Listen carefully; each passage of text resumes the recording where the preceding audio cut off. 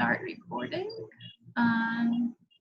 So let me share my screen with you right now. Okay. All right. Let me know if you can see right now the book. Yeah, Okay. I can see it right now. Okay. So this is our Cambridge book. So each unit is different theme. So every unit is like this unit is talking about places. Other units are talking about food, culture, jobs. So every session is going to be a different topic, and the entire exercises as well is also tailored to these kind of topics. Okay, so let me just warm up with you a little bit. I want you to look at this picture. So what do you think is really unusual about this picture, or unusual about these houses?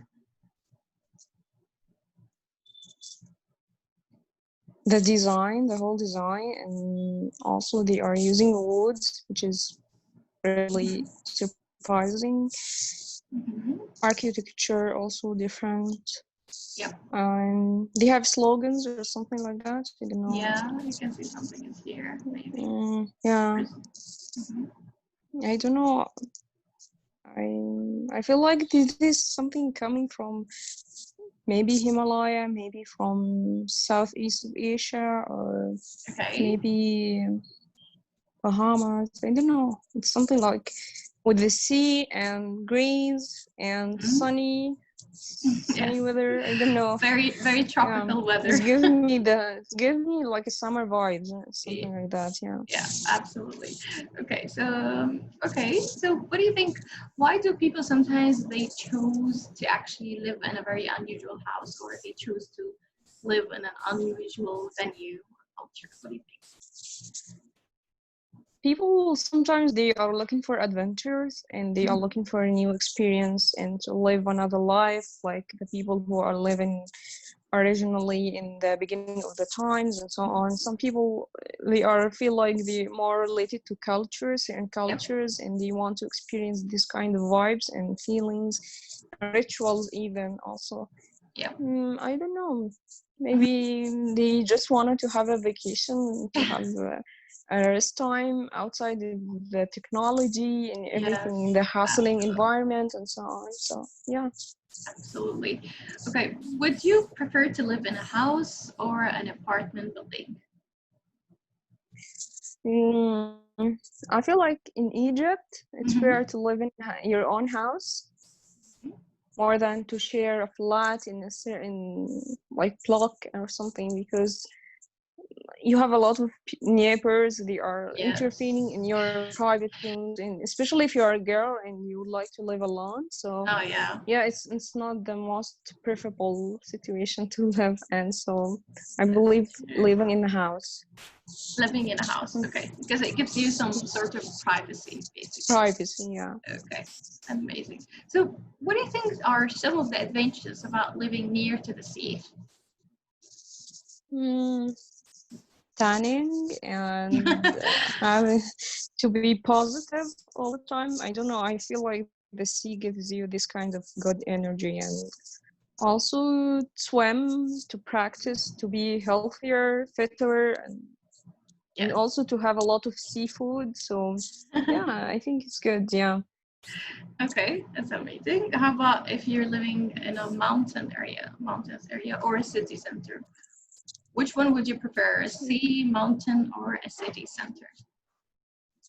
I have to be practical. I feel like the city center is going to be the most suitable things for me, because I like to work. I like to go out and to have like to go shopping and to have malls and so on, cinemas and so on. So I couldn't find that in the seas or the mountains. But if I would like to take a rest and to have a me time without any intervention from other people and so on, so I just going to go to the mountain or the sea. But to live a practical life, I feel like you have to go to the city center. Absolutely, right. Yep. Okay. Right. That's great. Okay. So okay. So we're gonna watch a video. about the Okay. city of Venice. Okay, but before we start watching the video, I'd like to ask you a few questions. Okay, so where do you think is the city of Venice, and which country it is? Venice, I Mhm. believe it is. I don't know. It's something Germany or something. It's country like neighboring to Germany. I don't remember the name. I don't recall it really. Okay, no problem. Okay, we're gonna find out today in the video. Mhm. And so, do you know anything about Venice at all? If you look at the Uh, pictures. yeah, it's a lot of history, historical buildings, Mm-hmm. and it's related to the European history. Mm-hmm. And they are speaking. I don't know what is the name of the country. I don't recall it, but I know about the sea, about the landscapes, and Yes. also some people like related between Venice and romance. I don't know Yeah. why. So yeah, Yeah, it's a very romantic country that couples used to actually like, go there and to prepare to spend yeah, their to vacation do there. proposals. Oh Yeah, yeah, maybe that's also a good one. yeah, Okay. yeah. All right, so we are going to watch a video about the city of Venice. Okay. Okay. Okay. So before we start watching the video, there is like here a glossary. So we've got some few words here, and I would like you to have a look at them. If you see any word that you don't know, or not familiar with. I don't know the second one, Jondola. I don't know. Okay, gondola. Okay, so basically Gondola. it's like the small narrow boat so that it can fit between the narrow buildings. It can move easily. It's not like a big boat or something like that. It's over here. Okay. You see this Is it Italy? I would be one. stupid if this is Italy and I didn't remember it. Oh my god. This is Italy, I yeah. don't wanna I don't wanna surprise you. We just watched the video and then you'll confirm. Okay. Okay. Any other words? Yeah, the last one. The last one. The last Stilts? one, yeah, stilts. Stilts are like the narrow. It's a long piece of wood. Basically, they're holding up the buildings so that they would. Mm-hmm. Because most of the buildings are being built above the water level, so they Yeah. have these Kind long, of support or something yeah, like to that. support the buildings Mm. basically to keep it flowing. Yeah. Okay. Okay, great job. Okay, Mm. we're gonna go ahead and watch the video. And while we're watching the video, I would like you to also have a look at these sentences, and I would like you to write true or false according to what you hear, and what you can see in the video. Okay. All right. So right now we are going to watch a video, and at the same time you're answering these questions. Let's go ahead. Okay.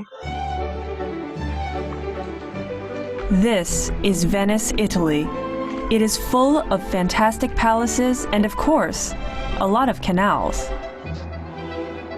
There are 117 little islands between the canals and 400 bridges.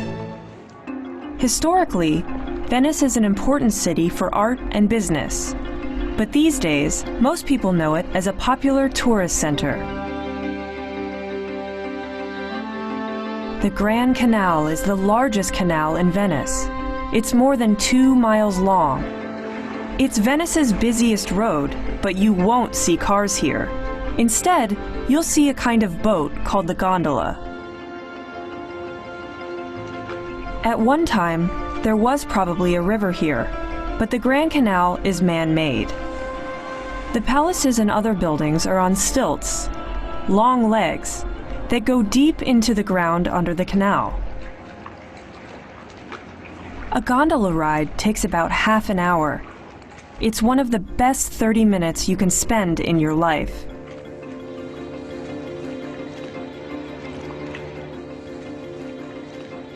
Here is the Cadoro, one of Venice's most beautiful palaces. It was built in the 15th century and was then decorated with gold.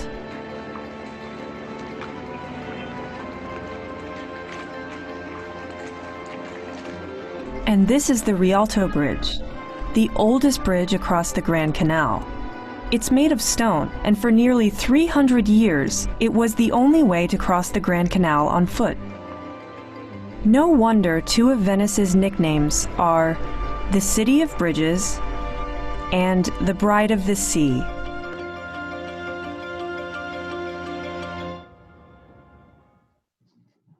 Okay, so your second guess was right, absolutely. It was Italy. Okay. All right, great job. Okay, so did you get a chance to answer these questions? Yeah, but I am skeptical about the first one because at first I thought like, yeah, there are a lot of canals, but in the same time they didn't mention anything about the bridges. But then by the end they say it's called the City of Bridges. So I'm wondering if I missed something. Okay. So your answer, which one would you go with? I will say false. I don't know. False. Okay, it is true. No True. problem. Okay. No problem. It was confusing. Okay. Yeah. How about number 2? Could you please read it? Most of the islands between the canals are big. No, it's called the Little Canal, the Little Islands. So no. Okay, false. Good job. Number 3. Today, Venice is important for art and business. Actually, false, because it's historically was good for important for arts and business, but now it's a tourist center. Okay. Good job. And how about number 4? Yeah, it's true. Yeah, true. True. Okay. Good job. 5. The Grand Canal is the smallest canal in. Actually, no, it's false. All right. Good job. And 6. The Grand Canal is true. True. Amazing. 7. False. Okay. Yeah. Perfect. Good job. You made it. Thank you. All right. Amazing. So we're gonna watch the video one more time, but this time we've got more specific questions. The previous ones were more like a broad question or a general question. Right now, we're gonna look for specific details. Like for example, I would give you 1 minute to read these questions, and then we're gonna watch the video and try to find out what's the answer for these questions. Okay? Let me just give you 1 minute. Go ahead and read it, but in your mind. Okay.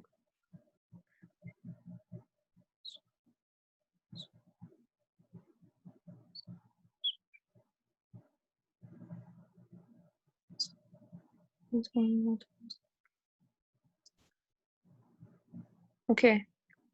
All right. Go ahead. Okay.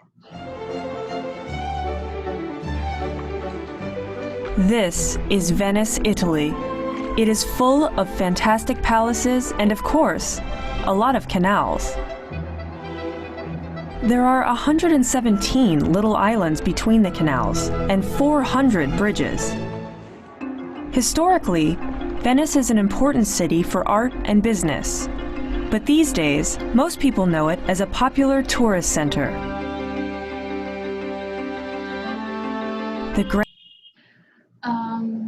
I'd also like you somehow to try to put the numbers in the correct place over here.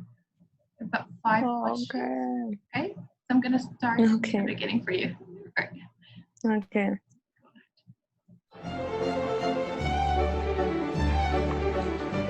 This is Venice, Italy. It is full of fantastic palaces and, of course, a lot of canals. There are 117 little islands between the canals and 400 bridges. Historically, Venice is an important city for art and business, but these days, most people know it as a popular tourist center. The Grand Canal is the largest canal in Venice. It's more than 2 miles long. It's Venice's busiest road, but you won't see cars here. Instead, you'll see a kind of boat called the gondola. At one time, there was probably a river here, but the Grand Canal is man-made. The palaces and other buildings are on stilts, long legs, that go deep into the ground under the canal. A gondola ride takes about half an hour. It's one of the best 30 minutes you can spend in your life.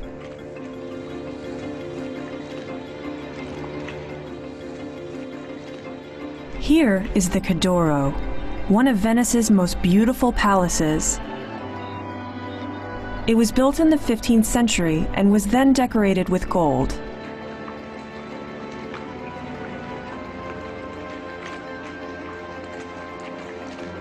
And this is the Rialto Bridge, the oldest bridge across the Grand Canal. It's made of stone, and for nearly 300 years, it was the only way to cross the Grand Canal on foot. No wonder two of Venice's nicknames are the City of Bridges and the Bride of the Sea.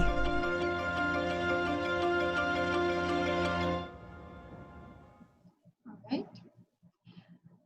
Mm-hmm. So let's go ahead. What do you think?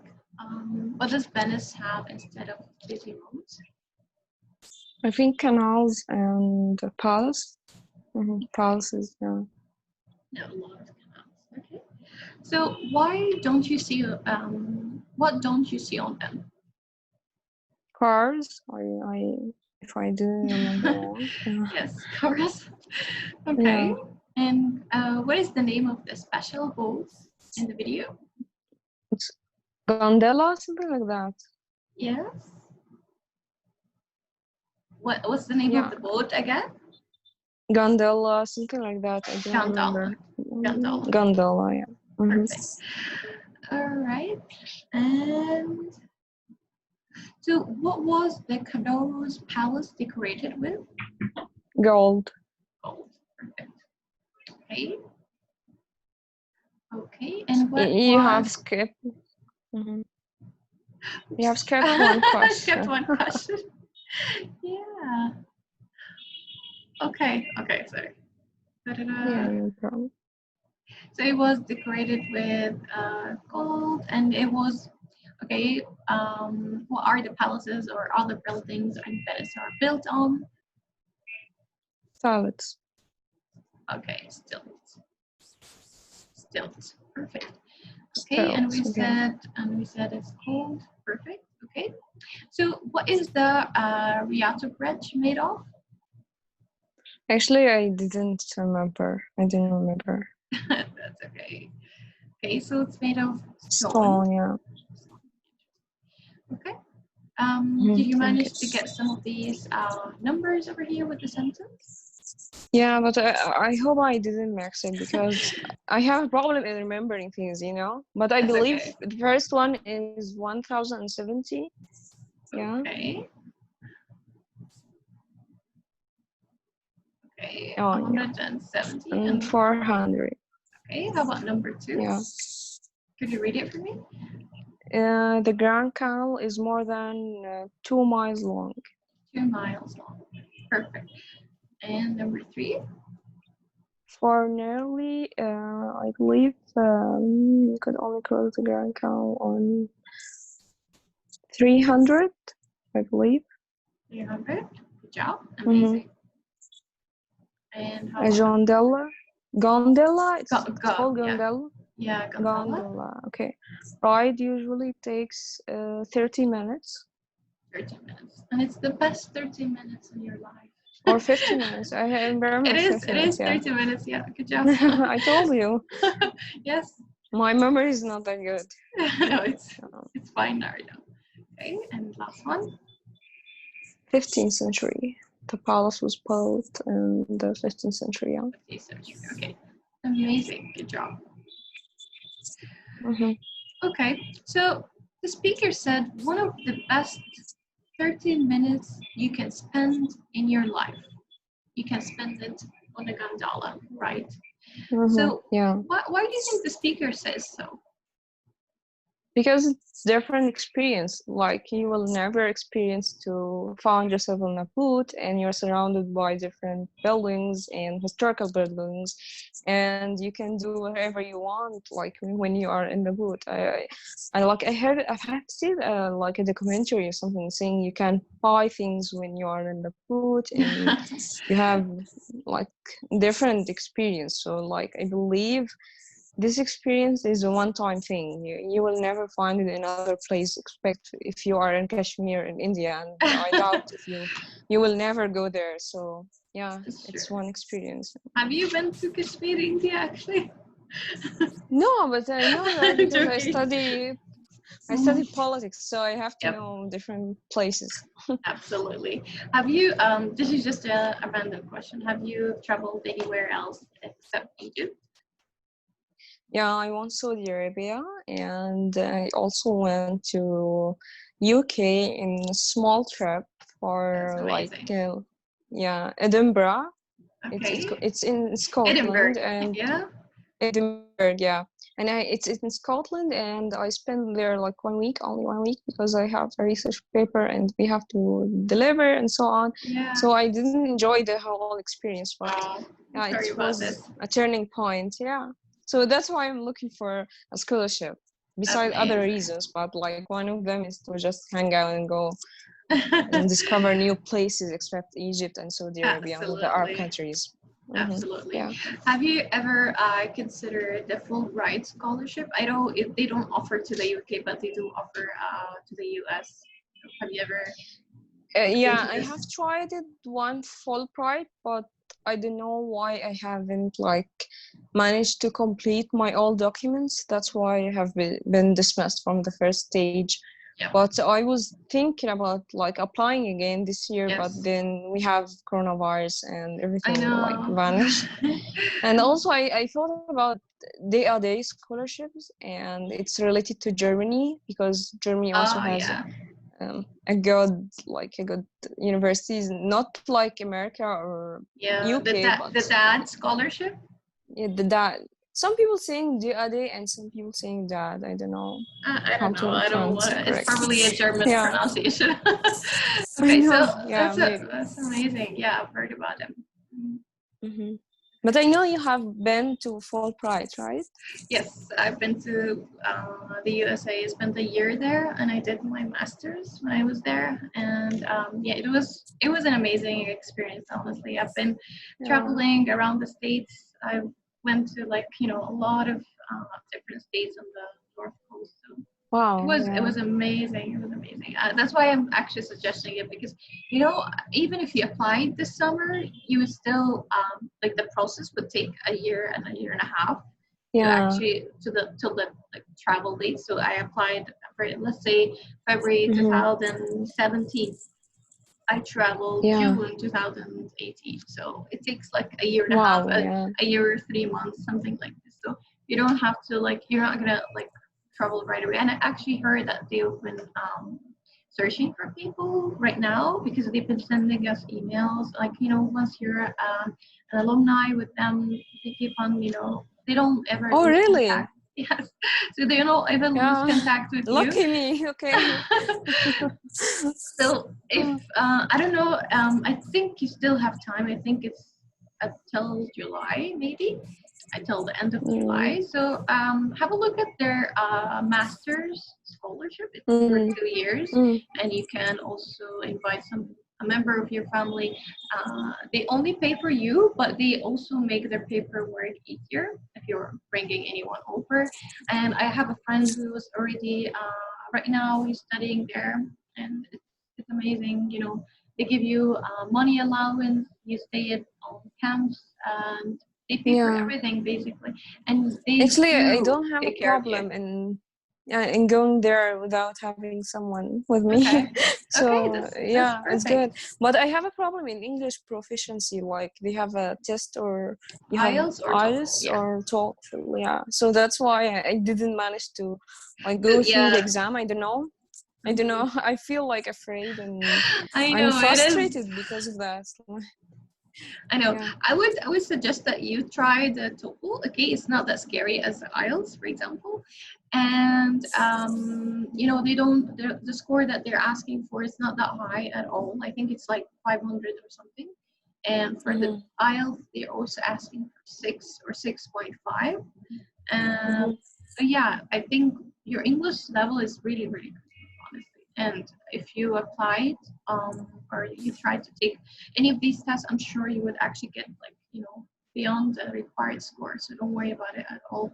If I were you right now, honestly, I would go on their website after the session and I would look at the requirements. Basically, the only thing that you really need is your university certificate in English, and your also transcript also should be in English. Once you've got these, the only thing is the test. And I think you do make an exception that you can actually apply before the deadline, and I think you can submit your IELTS or TOEFL results within a certain time. So I think you Really? might, Oh my yeah, God. I think This is so. amazing. Yeah. So yeah, please go ahead, and I can actually send you the link for the scholarship. It's amazing, amazing. Honestly, they are amazing. Like when you go there, there is a committee. It's called the IIE. So these people, you will be responsible with one person, and he's gonna help you with everything, whatever you have, a problem, whatever. I got scammed. Actually, they took $200 from my account, and they helped me to sort it out. It's just amazing, and the money that they give is actually enough. Like I was able to save some of my money and actually study the CELTA, which is like really expensive. It's like around 3,000 US dollars. And I was able to travel, on every vacation. I was able to go to so many places, Disneyland and these places. Wow. It's not like you're out of money or anything. It's like dream comes true. I know. That's why. The American dream. The American dream. By the way, before I travel, I was like, oh my God, I really, really don't want to go to the US. Like, choose any other country. Just, I wish I would have, wow. The first Egyptian I hear them saying that. No, I don't like it at all, honestly. So I didn't like it. I would say this. Yeah. I would put it in the past now because, okay, tell you what. America is like a huge continent. Okay, we cannot also judge it according, what we see in the media or the behavior of certain people. Some people are racist, absolutely, and you can see it right now with what's happening in the country. But there are other people that are really, really good. Especially, it depends on the state that you're gonna be placed at. So I was placed in Vermont. It's up in the north. In what? Sorry, I didn't hear. Vermont. It's Oh, in the north. It's like right above New York. So it was great. And the people there, they're very liberal, and they hated Trump. They hated. Is it next to Michigan? Kind of 12 hours drive up. You can say so. It's also in the north. So yeah, it's very close to Boston, and New Hampshire, New York. It's like 2 hours away from New York. So wow, you visited New York, of course. Oh, right? 5 times. I lived there for a while. I visited 5 times, so it's amazing. But I would say I wouldn't live in New York. I wouldn't prefer it at all. It's like always fast. You have to keep moving. You're gonna lose your senses after a while. Honestly, it's just you would enjoy the glamorous places, the restaurants, the street food, everything, the people. They're coming from different parts of the world, but at the end, you wouldn't be able to actually live a stable life. So I think after Corona, everything is changing. Like, I know. It gives them such a hard lesson. Like, you have to chill, you have to stay at your home. Nothing, not everything is surrounding about your work life or your business, because sometimes everything is going to collapse. So you have to stay at your home and just chill. So I believe it's different right now. I don't know if it's different or not, but I feel like Hopefully, yeah. Yeah. And yeah, so yeah, as I told you, like before I go, I really hated going there. But after I Mm-hmm. went there and I actually met great people and I made a lot of friends, not just from the US, actually, I made a lot of international friends as well. That's the best thing about actually the Fulbright, you know, it Yeah. introduces you to different cultures. And when you actually travel together, the first thing you do is that they actually like have like a conference for you, and this conference is basically from 5 to 7 days, and so you meet other actually candidates from different countries. Usually they get people from 50 countries around the world, and you know, you make a lot of international friends, you know, Russians, Spanish, Brazilians, Wow. everywhere, everywhere. It was beautiful. It's like you brought the whole world into one room. It was really beautiful. Mm-hmm. So it was definitely a life-changing experience for me. I learned a lot, and I've learned a lot about myself. Wow. That's why whenever I Wow. talk to anyone about it, please go for it. It's really Yeah, nice. but I feel like I don't have this kind of level of confidence in my qualification because, you know, scholarships is all about qualifications and how you are introducing yourself and how you are like convincing others that you deserve to be a leader or some. I don't know if they are putting leadership as one of the criteria because I have tried my luck in chevening, and one of the most significant things that they said, we are going to choose people who are future leaders Yep. and have networks and so on. But you Mhm. are like like you are in a competition with Yep. people who are like have their own businesses and they Mhm. are a leader in international organizations and so on. So Yes. it's a little bit like disappointed. So Okay. I took a step back and I said, do you believe you have certain qualifications that qualify you to be part of this scholarship? So that's why I'm spectacle little time. Like I'm saying, no, I will not. I have to postpone this step. But now I'm 25. I feel like I'm way older. Like I have Oh. to go on and get up and do whatever I have to go in a scholarship. So I don't know. I Yes. would like to hear from you because you're like I feel like everyone who is like going in this scholarship path, he experienced some kind of this feeling. So Yep. how are you going Absolutely. through that? So basically, mainly like we had so many different interviews within the past. I told you it takes a year or a year, 3 months or something like this to actually to process your paper to get accepted. You go through so many interviews. Okay, one of these interviews you have to actually go to the Fulbright office. Others you would just do an online interview with other people from different countries. So basically, Mm-hmm. what they're looking for, I always say this to people, they are looking for somebody would go to the US, take whatever knowledge, whatever life experience he's got from there, and go back to his country and spread it. You know, teach people or benefit the society. So this is the main thing they're looking for. They weren't actually like focused or like on like you know leadership or what have you done for the society so far, but they do want to listen to somebody who's gonna say, like for example, I would give you two examples, like somebody who's going to the interview and saying, okay, so what are you gonna do after you know the 2 years after you're done with your masters? And answer A would say, you know what, I'm gonna stay in the US, I'm gonna apply for the green card, I'm gonna Oh, wow. do my best, Big no. or I would travel to Germany to do my PhD, or I would travel to somewhere else, you know, something like this. Mm. They don't want this. Option B, he would say, I would go back to my country, I would start my own project, even if it's just a dream. Okay, just say it. Yeah. Okay, I would start my own project. I would start, you know, a training. I will train other people to how to, for example, apply for scholarship. I would spread my knowledge. I would, you know, they want you to have a set of plans that you are planning to actually do once you go back to your country, and they definitely Yeah. to go back to your country, although you will get a lot of opportunities while they're there. So this is the best thing actually in the US. Like I was leaving, and in my university they offered me another year to stay with them, Wow. and Mhm. I got a PhD offer. and it was completely amazing. And like, okay, so basically I got like, they would pay for half of it, and the other half I would pay for it just by working at the university. So I was like, okay, I'll take Wow, this. it's like a fellowship, right? Yeah.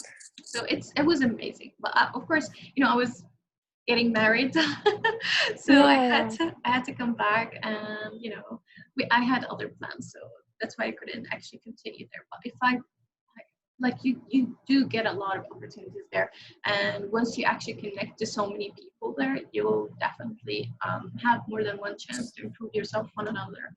And so yeah, yeah, it's the land of yeah, opportunities, I would say, honestly. yeah, yeah. Although Vermont is a very small state, it's very small, and the population is just like 10,000 or something like that. They're very, very small community, but you can still get to meet other people when you travel. Even in my home in Vermont, I got this PhD opportunity just by going to a seminar. You know, so these Wow. things happen. Mm. I would say always be open for opportunities. Just be out there. Um, if you got a chance to go to a conference, a meeting, a seminar, a talk, a workshop, just go. Sign up for everything. Yes, yes, yes, yes, yes, yes. Mm-hmm. You try things that you haven't tried before. So this is how you're actually gonna get a lot of experience. I know a lot of people who go there and they get like the culture shock. You'll get it first month, Yeah. and you'll be over, okay. uh, others actually, like, they say like, okay, I'm gonna live in my bubble. I'll just go to class, come back to class, stay at home, that's it. Stay in my comfort zone. Yes, don't do that. Yeah. Definitely not. So yeah, I would say definitely apply. And by the way, this year is just brilliant. I mean, how many mothers are out there telling their sons or daughters, you're never gonna apply, over my dead body, it's the corona, it's blah blah blah. Okay, so Yeah. it's a great opportunity, and I can say from my perspective right now, they do need people. So their acceptance criteria, I don't think it's going to be Mm. up the roof like every year, because this year Yeah. they don't have that many options actually. So Yeah. go for it. Yeah, actually. Thank you for the motivation Yes. and the in-depth detail about your journey, because everyone when I like speaking with him about his scholarship experience, he's only focusing on how to prepare your paperwork and how you like collect your CVs, try to connect with people, connect with professors, but they never go into the details how to get opportunities when you are over there in the US, Exactly, and how exactly. it's the land of dreams and Or opportunities also. No one is telling you or something like that. yeah. So yeah, Regarding the it's really paperwork, interesting. basically the Fulbright, they helped you so much with everything. The only thing, to be honest, that I had to pay for is my IELTS exam fees Yeah. and the medical checkup that I did, and it was like just 700 Egyptian pounds. That's the Oh, only thing. nothing. It's yeah, yeah, I, yeah. I actually am impressed with this organization for so many reasons. One of them is that we have other candidates. They are from different parts in Egypt. Like, they're not from Cairo, like they're from Alex, they're from other cities. What they did before our flight, uh, they paid for their train to Cairo. They paid for them Wow. for their stay. They had to stay in the airport hotel for a night, so that Okay. they would take a break from their own journey before they travel. So they were like, oh my Okay. god, they were pampered, I would say. They are pampering the yeah. Yeah. Yes. And so yeah, it's amazing place. And not just the scholarship, you have to also consider the organization that are gonna actually facilitate um, your journey. So once you actually trust them, Yeah, yeah. you know that they will take care of you. That's just go ahead and apply, honestly. Yeah. You're right. They just want you to go and study and Yeah, discover the other worlds and collect as much as you can for information, experience, skills, and come back to your country and try to invest that in the society. So yeah, this is absolutely. amazing. Yeah. Mhm. Best of luck, of course. I am here if you want to ask any questions regarding the English course. If you want to ask any questions Yeah. about the scholarship, I do have one of my actually she was my colleague and now she's working there. Her name is Iman Jamal. So she's half Canadian, half Egyptian. So I've known her for like more than 8 years now. So she would also like Wow. help you whenever you want. Yeah, just let me know if you need any help with this. And Thank you so much. of course. So okay, let's take 10 minutes break. Okay. Okay. And Okay. come back, and we're gonna do some reading with the second half of the book. Okay. Like Okay. the books are split between listening, speaking, and the second book is reading and writing. The same theme, the same everything. Okay. Do you have any questions? Okay. Anything? Do you want to say right now? No, actually, so far so good. Okay.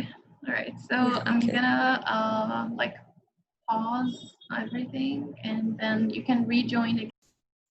Yeah. So you try regardless. So you give like a small sentence just to like introduce the topic. Yes, Asma? Yeah. Yeah. So this is an example. Yeah. So hi. Today I will talk. Today I will talk to you about my favorite trip that I went on with my family. Yeah. So this is the Jumla Muqaddimah. Yeah. This is how native speakers or British people, whatever. This is how we answer. Yeah. The first paragraph is a Jumla Muqaddimah. Yeah. So quickly, I'm just going to show you. If you see here, you end the Jumla with a full stop. You start the Jumla with a capital letter. Capital. Yeah. And the letter I, Shuft I. If I by itself, kullu waqt kabir, it is always big. Yeah, it's like this. Yeah, big I. Never ever do an I like this. Yeah, this is not correct. Yeah, I is always big when it is by itself. Yeah, when it's by itself, faqat I is always big. Yeah.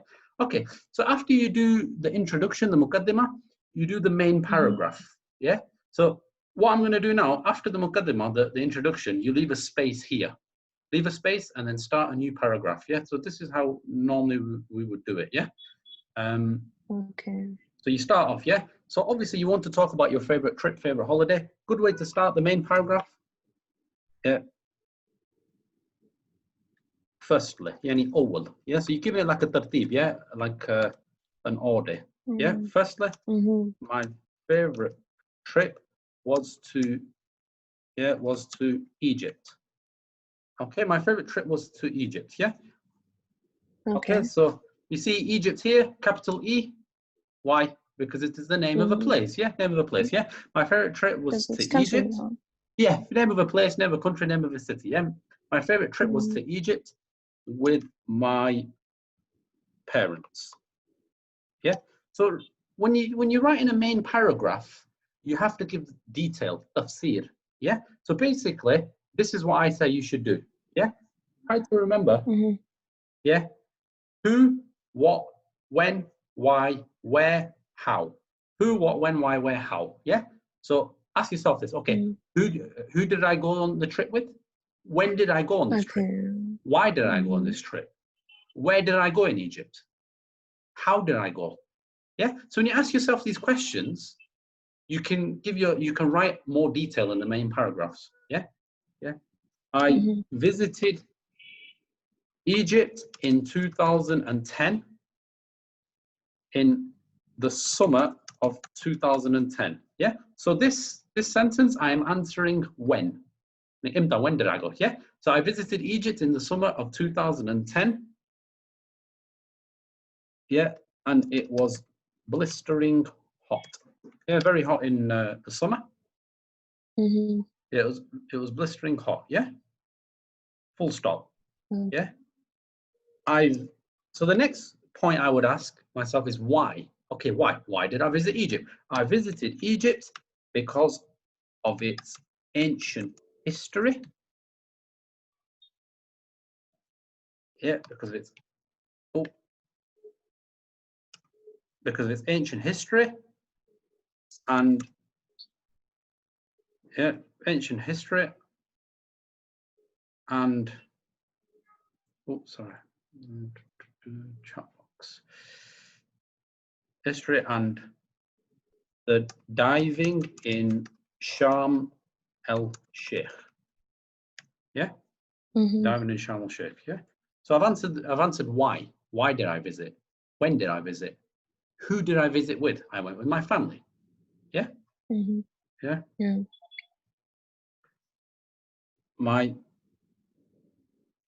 I traveled by plane from the UK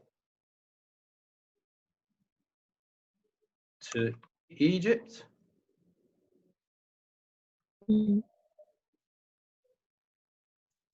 UK to Egypt. I traveled by plane from UK to Egypt. First class. And then I took a bus to Cairo. Yeah. So there I'm answering how. Yani, how did I travel? Yeah, I used the aeroplane, for example. Yeah. I took a bus to Cairo. Yeah. Okay. End of the sentence. Full stop. Yeah. So this is how usually we write. Yeah. So like the introduction, muqaddimah, the main paragraph. Yeah. When you finish the introduction, you leave this space. You see the space here? This is how people write. Yeah. Introduction, space, main paragraph. Okay. So after you finish the main paragraph, yeah. Conclusion. Yeah. Overall, it was a brilliant experience. I will remember for the rest of my life.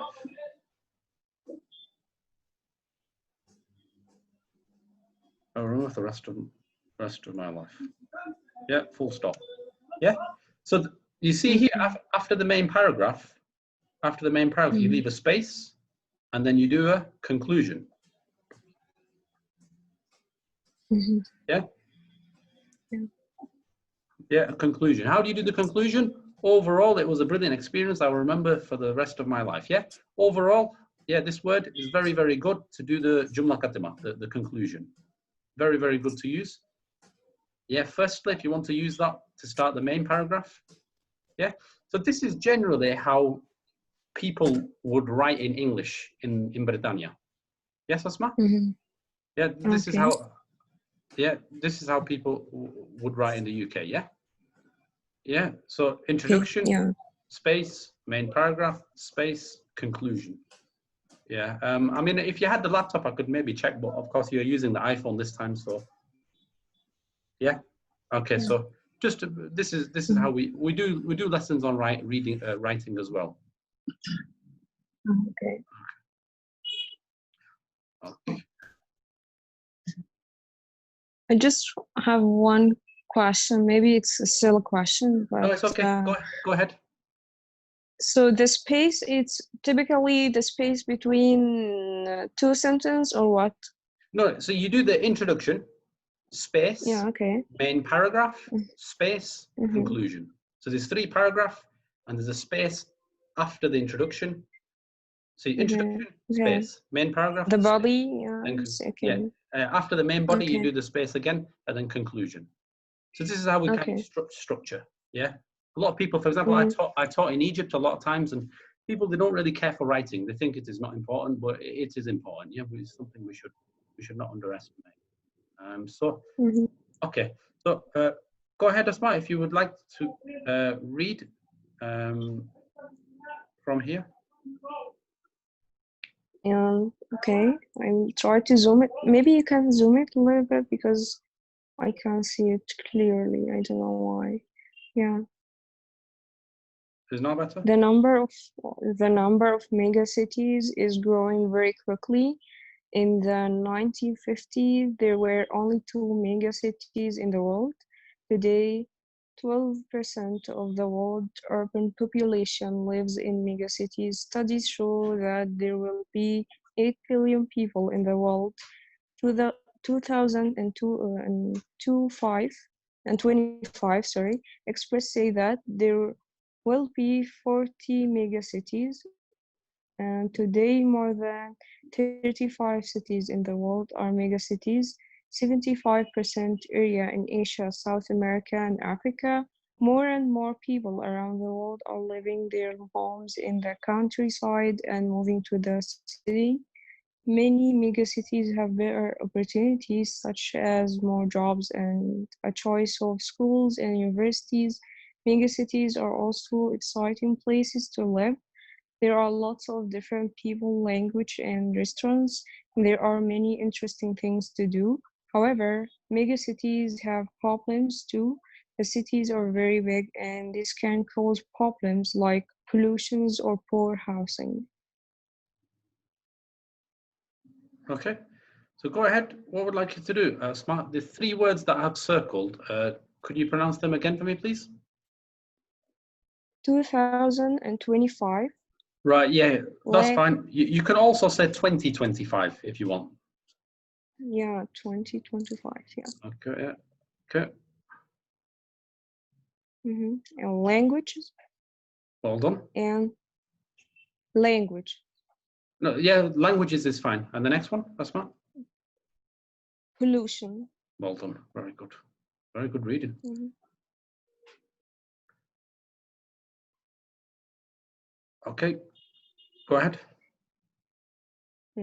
Which part? I'm sorry. Yeah, this Tokyo, Japan, 37.8 million. Tokyo is an exciting modern city in the east of Japan. There are lots of jobs because most big companies in Japan are in Tokyo. It's also an excellent place to study. 20% of Japanese universities are in the city. However, Tokyo is very busy and the traffic is very bad. More than 8.7 million people use the trains every day. Delhi, India, 25 million. Delhi is the north of India. It has many beautiful mountain monuments, interesting museums, and modern restaurants. There is an exciting mix of different cultures in the city. There are four official languages: Hindu, Urdu, Punjabi, and English. However, there are not enough houses in some parts of Delhi. This means that many people live in large slums in the city. Cairo, Egypt, 80 million, 18.3 million. Cairo is the capital of Egypt and is the second largest city in Africa. Cairo has important cars and film industry. The city is the center of many government offices and has many universities, one of which is over 1,200 years old. Okay, Sorry, I can't see the small parts under this. Yeah, the vocabs. Yeah, okay. okay, just these two words, please. The ones in boxes. Japan's. Yeah. It's Hindi or Hindi. I don't know. Hindi, yeah. Hindi, yeah, Hindi. Okay, very well read. Well done. Okay, I think you're more advanced level. So, what I would like you to do,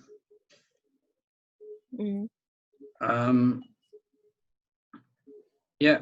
So, if you could answer true or false for each of these. I mean, there's quite a few activities, but if you could write true or false each. So, what you want to do, look at the question and then write true or false. The answers are from the reading.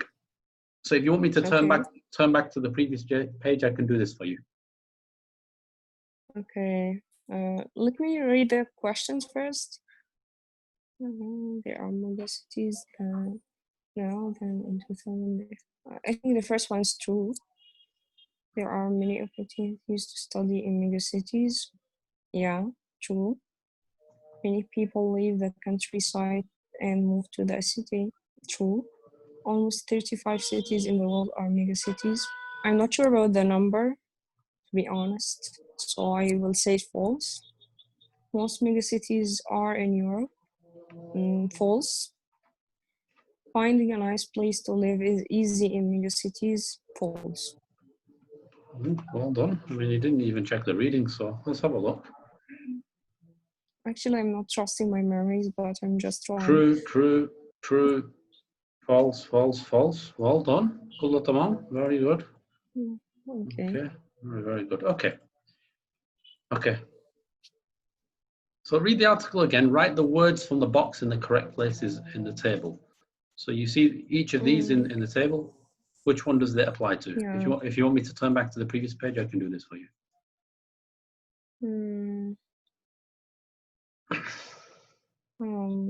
I think I will guess based on my memory. Okay. Like mix of different people. This is Delhi. Okay. Housing problem, I think it's Tokyo.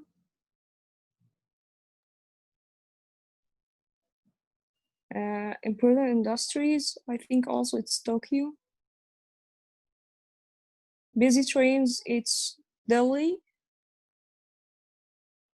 And bad traffic, I think it's Egypt. Interesting place to visit, I think it is Egypt. Lots of jobs, I think it's Tokyo. Yeah.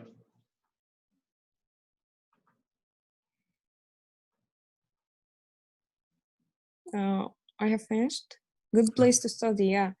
I think it's, I would like to say Delhi.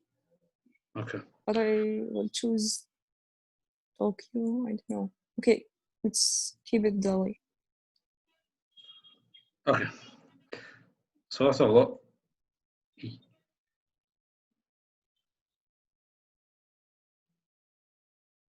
Lots of jobs, Tokyo. Bad traffic, you said Cairo. That's not good. This is based on my experience, so that's... Yeah, I know. It's the worst traffic I have seen in my entire life in Egypt. So they are saying Tokyo, I don't know how come. So busy trains, you said Tokyo. You put Delhi, it should be Tokyo. Important industries, it is Cairo, you put Tokyo.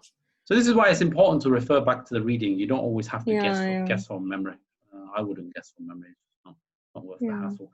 The mix of different people, you said Delhi, which is good. Good place to study. Tokyo. This is Egypt, oh my God. Okay, so you said interesting place to visit. That's not correct. It should be Delhi. Delhi. Okay, housing problem. Delhi. Yeah. And you put Tokyo, so you got quite a few wrong. Like I said, it's important. You make the notes. You don't have to guess every time. Yeah, but I'm very impressed. Your reading is very, very good, but your comprehension is just a case of going back to the reading page and finding the right answer. Guessing's not always good. Okay, so Asma. Yeah, so if you had the chance to visit any place in the world, which place would you visit?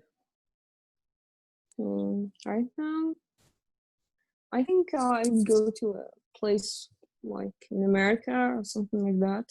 Okay, why? I'm still looking for a place to proceed my master's studies. So I believe America is going to be my first choice. Okay, so say that again. I'm looking for a place to what? To go on, like to complete my master's studies. Okay, so you could say, I would like to, this is how we say it, a good way to say it, I would like to pursue further education. If you look at can you see the chat box? Yeah, I can see it. Yeah, so this is very high standard English. We also teach this at our company. So like, English is quite good. So hopefully I'll be looking to like add to your vocabulary. So I would like to pursue further education. Overseas, yani outside of your country, yeah. Okay, but why America? Why would you specifically choose America as one? Yeah, because I'm specialized in political science, and one of the prestigious universities in politics and so on is in the United States. Also, you can find it in UK, but I feel like United States, you have different opportunities to go there and to have scholarships more than like UK, because UK you have only Chevening and other universities, but in America you have different choices. Okay, that's why I'm choosing American. Okay, so you said I am specialized in. I have specialized in. Yeah, I have specialized in. Yeah. Okay, can you look at, if you could look at the chat box, can you say this word for me again, please? Prestigious. Prestigious. Prestigious. Prestigious. Okay, prestigious. Yeah, prestigious. Yeah, okay. So imagine you went to America, yeah? What problems might you have, for example, if you were to travel to America as a student? Culture shock, first of all, because I'm coming from a more conservative country, and in America, I wouldn't like to say it's like a liberal country, but comparing to Egypt, it's a liberal. But compared to Europe, it's not liberal country. So and also I have like this kind of I believe they are going to discriminate against me because I'm hijabi woman. So I will caught a lot of attentions, a lot of eyes will go and stare at me and so on. So this is not comfortable because in Egypt it's the vice versa. Like if you are not a hijabi girl, so you are going to catch the eyes and so on, or the caught the attention. Yeah, Catch attention, not call. catch attention. Catch Okay. attention. Okay, very good. And how would you overcome this mushkila? So, for example, you went to America, big culture shock. How would you overcome this problem? I'm not going to assimilate other people's culture, but in the same time, I will respect that. And I believe I have been mixed with other cultures and I know people from different countries. So I find myself like I will grow more up whenever I am mixing with those people and discover new things about like what's going on in other countries and how to discover. And also I believe I will discover a new parts of myself or are new dimensions of myself and how to adapt to another country and to another culture and so on. Yeah, so you can say, I will not integrate into their culture. Integrate. This is the word that British people usually use. Integrate. Yani, so you're not Maybe going to, I will yeah. integrate, but I'm not going to assimilate. I don't know if So there's for a example, difference. I know yeah, but this. you're not going to go there. You're not going to take your hijab off, for example. Yeah, and then you're not going to drink alcohol and Yeah, things like yeah. that. So you integrate into their culture. Yeah, okay. Okay, so that's to the US, yeah? But like, if you're talking about traveling to go for a holiday, where would you like to visit and why? Maybe country in Africa called Mauritius because I like the landscape there, I like the beaches. And in Egypt, we have a good beaches. So if you would like to go another place, you have to go on a high standard things, something that's comparable to Egypt. So I believe going to Africa more than going to South Asia or some places in Europe and so on. So I believe I will go to Africa. Yeah, okay. So you said we have good beaches. Yeah, this is not correct. Yeah, we have good beaches. Yeah, the letter yeah, the way you use it. Yeah, what we'll do after this session, what we normally do is we do the session, we look at where your mistakes are, what your problems are, and then we give you something to help you correct the problem. Yeah. Okay. So, for example, after the session, I will send you everything, so you will get a video. Yeah, and the video will talk about when to use the article. Yeah, and then once you watch the video, you complete the homework sheet. It'll help you correct the problem. Yeah, we have good beaches, so you should say we have good beaches. Yeah, we have good beaches. There's no okay. Okay, so Asma, so you went to Mauritius, yeah? How much money would you take with you and what kind of things would you buy and what kind of things would you spend on? I think at least you have to go with the $2,000. Okay. I don't know what is the exchange rate between the Egyptian pound and the other currency, but I believe they are going to be in the same level because they are in the same economic status and so on. So I believe $2,000 is going to be more than enough. Okay, you say it'll be sufficient. This is how we say in the UK. Yeah, sufficient. Yeah, because it would be sufficient. But what kind of money would you spend? What would you spend your money on? What would you buy? Let's say, for example, when you went to Mauritius. I will be economical, to be honest. I will not spend a lot of money on the hotels rooms and so on because I will spend more of my time going to the beaches and doing my things with my friends or my families. So I prefer to go to like if they have hostels. I don't know if they have these things or not, but also I will not spend a lot of money on like buying stuff, normal girls things, but I will spend more money on like discovering new places and trying new dishes because I believe like each country has its own cuisine and you have to discover that whenever you're landing in this country. So that's like my perfect things or my plan to go to any place, to a new place and discover. Yeah, because see the word in the chat box? You say it again. Sorry, I didn't see it. Okay. The last word. Beaches? Okay, yeah, but beaches. Yeah, okay, that's fine. So who would you go to Mauritius with? Would you go with your friends, family? Is it good to go by yourself? What is beneficial? What is good about traveling by yourself? What is bad? What is good about traveling with your friends and family? What is bad?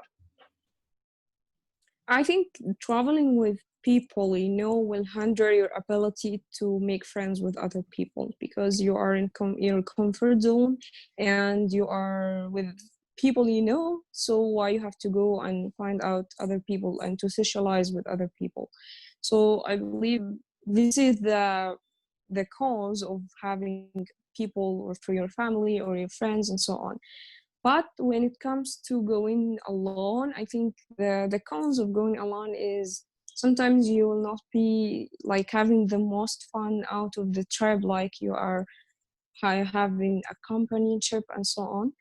And I believe also having friends makes you more courageous and to experience different things and to go different places because you feel more safe because you have people you know and so on.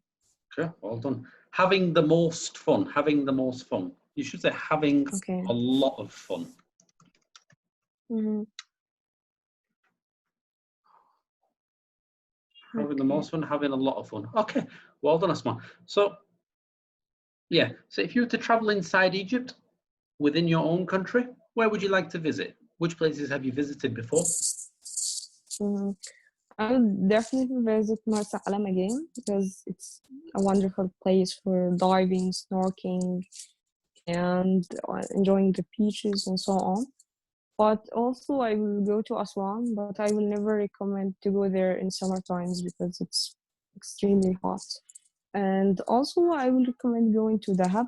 I believe Dahab is a very special place, and you will never find a similar place in other country like Dahab because it has its own vibe, it has its own like rules, even the rules that control the place and so on. So I would choose Dahab and Aswan and also Marsalam. Okay, can you look at the chat box? The last two. Yeah, it has, it's have, okay. You shouldn't say it's have. It has. It has. It has. Yeah. And then above that, Alal Haza. Okay, sorry. Snorkel? Snorkeling. Snorkeling. Snorkeling. Yeah, well done. Snorkeling, okay. Well done. And why do you think, what attracts people to visit Egypt in the first place? Why do people from UK, US, Europe, all over the world, why specifically Egypt? What attracts them here? The pyramids and camels, I believe, like they believe in the ancient Egyptian history and civilization, and they want to discover this, the land of mysteries. They believe in that. But when they came to Egypt and they discover we have more than the pyramids, so they go in different places from the south to the north, you will find yourself like doing different activities. And if you want to go to the cinema, you'll find cinema. If you want to go to malls, you can go to malls. If you want to go to historical places, temples, and so on, so you can find everything in Egypt actually, the nightlife, everything. So that's why Egypt is attracting a lot of tourism nowadays. But because of the political unrest and so on, we have lost a lot of things when it comes to tourism. Yeah. Okay, well done. Very, very good. Yeah. So when you said when they came to Egypt, you should say when they come. When they come to Egypt. Okay. When they come to Egypt, yeah. Okay, well done. Okay. Very, very good. Smart. I mean, let me ask you. Use the intermediate book. I would have used the advanced because your English is very, very good. Mashallah, very good. But it's advanced level, but there is still a few mistakes that we should work on. That's fine. So that's basically it for us today. So this is how we normally do it. We do listening, speaking, reading, writing. 4 skills is using the Cambridge curriculum. It's the best curriculum. It is from Jamiatul Cambridge, University of Cambridge. It's the best in the UK. We're growing as a company, very, very busy at the moment because of the coronavirus, and we are slowly growing. So this session is for free, Asma. You don't pay anything for today. Yeah, it is for free. It's just for you to see what it is like. If you like it, we can talk about a course. If you don't like it, Mafi mushkila, there's no problem, yeah? So what we do, this isn't the end of the service, yeah? So what we do, the lesson finishes, and then tomorrow, what we do is we email you everything, yeah? The session is recorded, we send you the session with the recorded session, so you can see it on Dropbox or YouTube, it's your choice, yeah? The session is recorded, we give you feedback for your listening, reading, writing, speaking, yeah? So we'll give you feedback for each one. Yeah, I'll give you a mark out of 10 and say, okay, you were good at this, you're bad at this, yeah? Then I give you the homework. So the homeworks, so I'll give you 3 homeworks, for example, or 2. You'll get a video and a homework sheet for each point. So I will say, okay, Asma, today, you made the mistake of when to use ah. So you said, we have good beaches. So what I would do, I'll give you a video to tell you how to use the letter ah and when to use it, the article ah. And then I would give you a homework assignment. So this is all in the email tomorrow. So you get 3 videos for the 3 mushkila that you have and 3 homework assignments to address each of your problems. Yeah. And then also all of the notes from the chat box, we email you them. You get all the notes that we made from the chat box. Yeah. And that's basically it. So it's a whole email that you should get tomorrow. Did you send your email address to Lamia before? Do we have your email address, Asma? No, actually. No. If you can send it, we'll send you an email tomorrow, and you'll receive everything: the video, the notes, the homework, the feedback, and the chat box as well. Okay, that's interesting. Actually, I am interested in the course and your teaching techniques because I have never found anyone to correct me in the spot. That's fine. I mean, the thing is that I'm looking at your level. I mean, you need to be taught by a native speaker. You need to be taught like very, very high standard English. Because your English is very developed. But obviously my job is to make it even better, which is what I want to do. And I can. Yeah, I can see basically where you could go even further with vocabulary. And there is a few grammar mistakes and stuff, and maybe a few pronunciation mistakes. So there is some work to do. Yeah, you're not far away. Yeah, you're very, very close to, being, basically a native speaker because your English is very, very good. So I can help you with that. So what I would like you to do, like I said, the lesson today is for free. Yeah, I will send you the feedback tomorrow. Yeah, on the email address. I'll send you everything. It'll be a big email that you receive. And then if you want to take a course, you're more than welcome. We have Vodafone Cash in Egypt, and you make the payment. As soon as you make the payment, we'll begin the course. That's basically how we do it. Your internet connection is very good, which is good. I mean, we're here in Saudi. Our internet connection is very, very strong. So we don't have any internet problems from our side. If there's any internet problems, usually it is the student. But so far it has been good with you, and most students generally it is okay.